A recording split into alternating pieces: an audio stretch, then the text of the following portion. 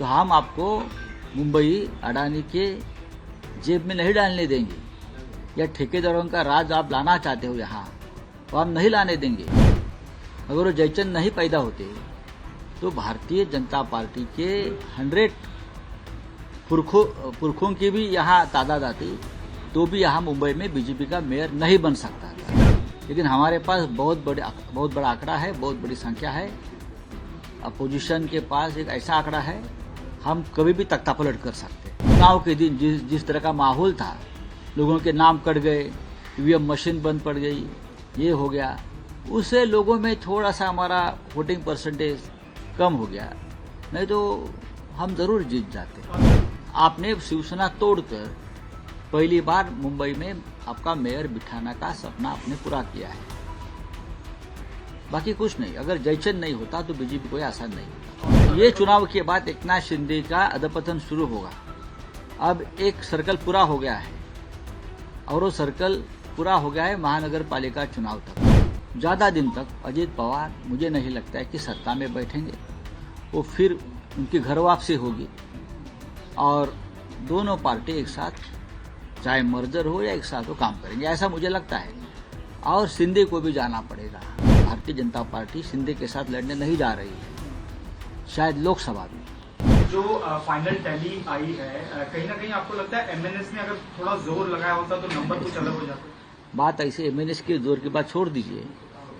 हम सभी ने कोशिश की कि एमएनएस की भी सीटें बढ़े। एमएनएस को 6 सीटें मिले, उनके बहुत सी सीटें बहुत कम मार्जिन से हार गए। शिवसेना की लगभग 12-13 सीटें ऐसी है जो हम बहुत ही स्लाइट मार्जिन या 50-100 वोट से हार गए हैं। अगर हम जीत जाते तो आज जो आपको पिक्चर दिख रहा है मुंबई में, वो नहीं दिखता। फिर भी बीजेपी और शिंदे के पास सिर्फ 4 का बहुमत है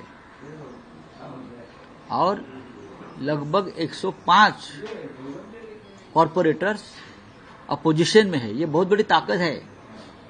वो जो महानगर पालिका का जो सदन है, ये अपोजिशन की ताकत सबसे बड़ी है। तो हम आपको मुंबई अडानी के जेब में नहीं डालने देंगे, या ठेकेदारों का राज आप लाना चाहते हो यहाँ, वो हम नहीं लाने देंगे। 100 से ज्यादा हमारे जो पार्षद है, वो आपको हर मोड़ पर रोकेंगे जब ऐसा काम आप करेंगे। बहुत बड़ी ताकत है। ठीक है, मेयर नहीं, लेकिन हमारे पार्टी में कुछ जयचंद थे।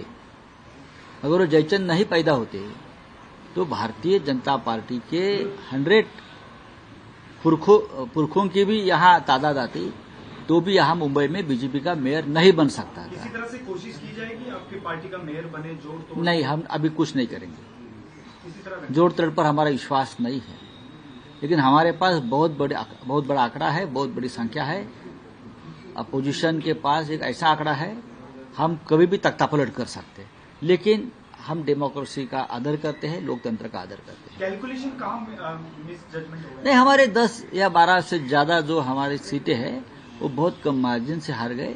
इसलिए हार गए कि जिस तरह का मतदान, जब चुनाव के दिन जिस तरह का माहौल था, लोगों के नाम कट गए, ईवीएम मशीन बंद पड़ गई, ये हो गया, उससे लोगों में थोड़ा सा हमारा वोटिंग परसेंटेज कम हो गया, नहीं तो हम जरूर जीत जाते। और सर, जिस तरह से देवेंद्र फडणवीस की जो छवि बन के सामने आई है विकास पुरुष की, कहीं ना कहीं उसका फायदा होते हुए नजर आया है। अब उनके दिमाग में प्रधानमंत्री बनने का ख्वाब है। दिल्ली में जाकर प्रधानमंत्री की कुर्सी पर विराजमान होने का जो उनका जो ख्वाब है, उस दिशा में वो जा रहे हैं।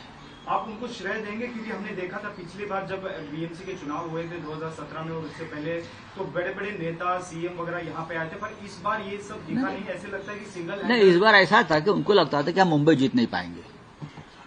उनको पूरा विश्वास था मुंबई जीत नहीं पाएंगे, और मुंबई उसने जीती भी नहीं है। ये टेम्पररी फेस है। मुंबई इस तरह से आप जीत नहीं सकते।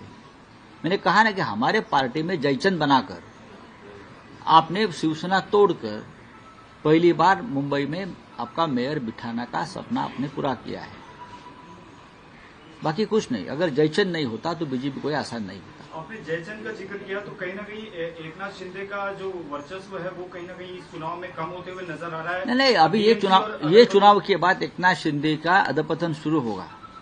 अब एक सर्कल पूरा हो गया है और वो सर्कल पूरा हो गया है महानगर पालिका चुनाव तक, लोकसभा, फिर विधानसभा, फिर नगर पंचायत और फिर अब महानगर पालिका। अब बीजेपी को उनकी जरूरत नहीं है। और सर एक और सवाल है, पीएमसी और पिंपरी चिंचवड़ के बाद जो नतीजे आए हैं, शरद पवार और अजीत पवार को काफी सेटबैक वहां दिखने में आए क्योंकि एक पूरा वन साइडेड दिखाई दिया है। तो अभी जो मर्जर की जो अटकलें हैं, आज एक ही साथ मंच भी शेयर कर रहे हैं बारामती में, हो सकता है कि आज देखिए उनके पार्टी में वो लोग क्या निर्णय लेंगे उसके ऊपर मेरा मत व्यक्त कर। आकलन किस तरह से रहेगा इसको आने वाले दिनों में, किस तरह से महाविकास आघाड़ी या फिर जो अपोजिशन का एक जो धड़ा है वो? देखिए अजीत पवार ज्यादा दिन तक सत्ता में नहीं रह सकते, इतना मैं कहूंगा। जिस तरह का माहौल पुणे और पिंपरी चिंचवड़ में सरकार के खिलाफ बनाया था, देवेंद्र जी के खिलाफ बनाया था, तो भारतीय जनता पार्टी के मन में अजीत पवार के लिए खटास है, एक गुस्सा है। ज्यादा दिन तक अजीत पवार मुझे नहीं लगता है कि सत्ता में बैठेंगे। वो फिर उनकी घर वापसी होगी और दोनों पार्टी एक साथ, चाहे मर्जर हो या एक साथ वो काम करेंगे, ऐसा मुझे लगता है। और शिंदे को भी जाना पड़ेगा क्योंकि अगला विधानसभा का चुनाव भारतीय जनता पार्टी शिंदे के साथ लड़ने नहीं जा रही है, शायद लोकसभा भी। आपने अगले विधानसभा का जिक्र किया, आप लोग का किस तरह से कैलकुलेशन होगा, यूबीडी शिवसेना और एमएनएस आने वाले? अभी देखो आज नतीजे आए हैं, एक दो दिन में राज साहब, उद्धव साहब, हम सब लोग बैठेंगे। ये फैमिली मैटर है, शायद आज भी हम उनसे मिल सकते हैं, उनसे बात करेंगे ना। हमारे बड़े नेता है तो उनसे बात करेंगे।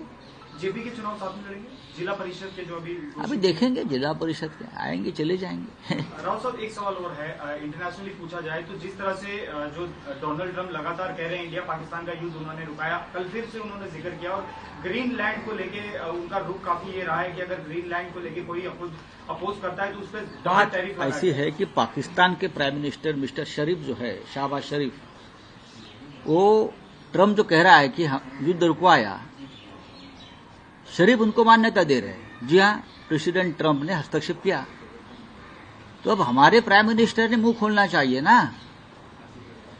लगभग 100 से ज्यादा बार प्रेसिडेंट ट्रंप ये बोल चुका है कि मैंने मोदी को धमकी दी व्यापार बंद करने की, ट्रेड बंद करने की, मैंने मोदी को धमकी दी, मैंने मोदी के ऊपर दबाव डाला।